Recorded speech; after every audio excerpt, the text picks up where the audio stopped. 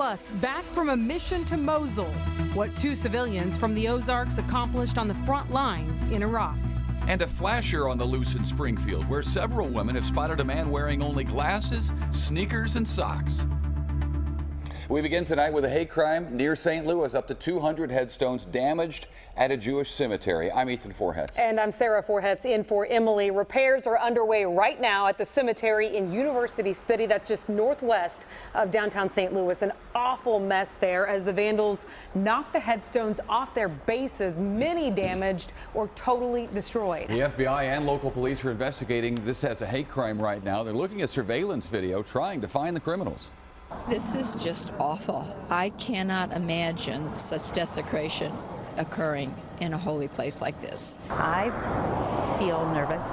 I walked through there and I just felt that this was just a senseless act, a faceless, cowardly, hateful act, and that's unnerving.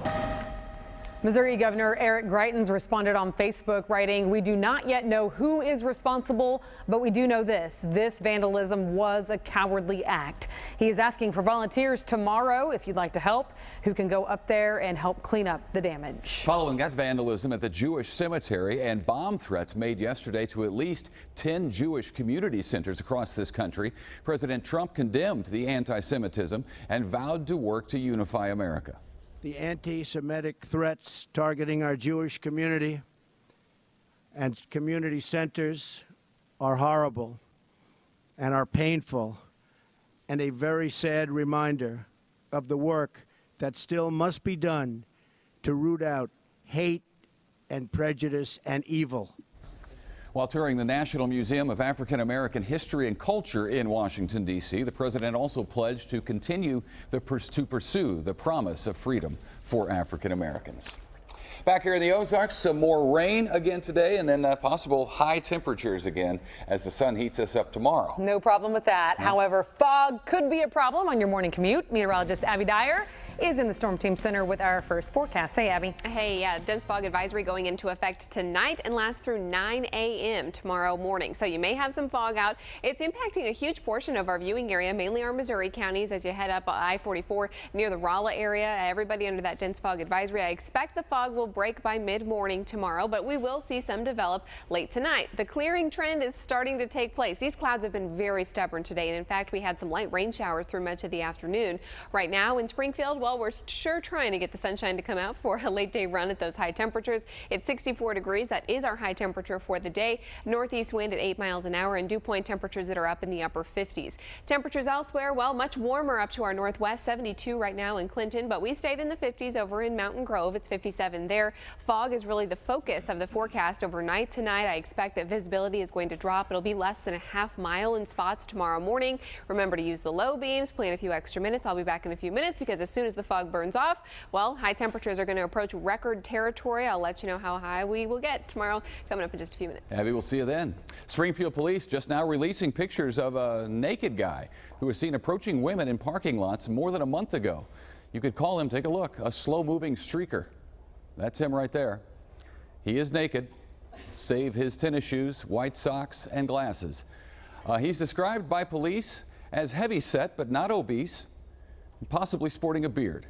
If you recognize his face or you see him, and you'll know if you do, call 911. I'd say you would. All right, 2 Springfield men home safe after a mission to Mosul on the enemy front lines, helping refugees and even Iraqi soldiers who are living under ISIS control.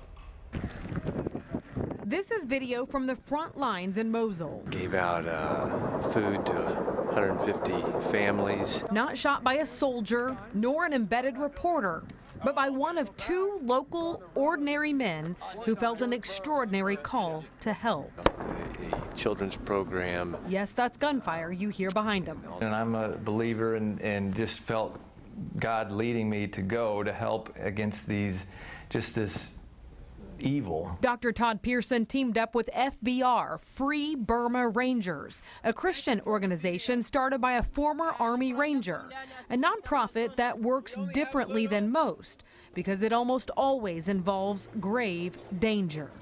Even passing out these bags of flour and rice can turn into a deadly riot. Dr. Pearson left the comfort of his eye clinic in Branson, Mo for enemy territory. Some of them just simply needed reading glasses to read their maps and things like that, you know. An eye doc, he is, helping Iraqi soldiers to better see their target, ISIS. We were on the western side of the Tigris, which is where all ISIS is at. There's 50 or 60 guys that can read their GPS coordinates. They can read their maps better. Todd's friend Tim Hayes is a Springfield attorney. He too felt the call. And yes, you can get hurt, but you pray about it, you plan, and then you put it in God's hands. Tim got his medic training from Battlefield Fire Department, but more importantly, he says he used his voice to support Iraqi soldiers with his gift of encouragement. Now they're standing up and pushing back and winning against ISIS, and they need encouragement. Just like any other task in life. If you have somebody telling you when you do a good job that you're doing a good job, and we appreciate your bravery and your sacrifice, that makes you want to do it more. It's just nice to have done something. You're right. I'm not going to change the outcome of the war in Iraq. One drop of help at a time, if enough people do it, will create an ocean. And so all you're trying to do is just give a few drops of assistance, and then hope that more people will follow, and it'll amount to something that really impacts the area. How about that? Hayes says there is always a need for more people to help with the refugee crisis, even in enemy territory, especially for dentists and doctors of all kinds. So if you are out there and you're interested, you can call him at his law office, Bishop and Hayes, here in Springfield. Boy, American heroes come in all different forms, don't they? It's a remarkable story. Now an animal shelter running low on money, asking for your help. KY3's Katie Brousseau reports tonight from West Plains. I'm told the West Plains Regional Animal Shelter has been here for about 20 years, helping as many animals as they can. But now they're at full capacity and are asking the community to step up.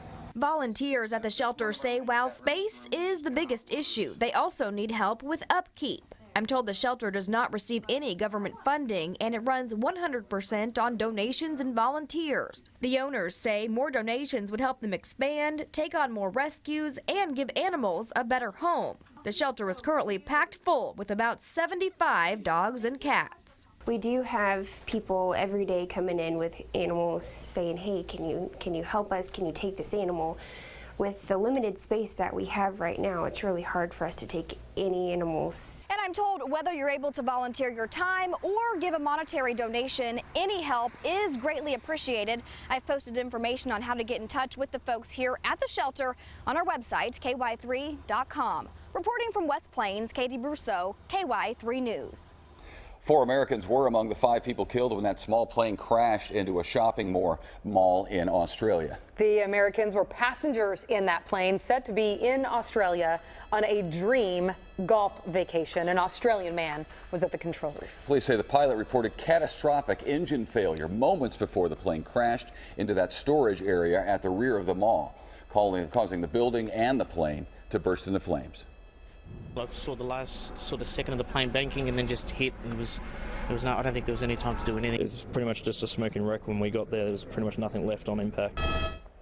The U.S. State Department is trying to find and notify the families of those killed in that crash. Still ahead from us tonight, more great news from the stock market. Plus, a scare in Central Park, how bystanders rescued a group of kids who fell through the ice of a frozen pond. And we'll look at the different motivations that men and women have when they hit the gym for a workout.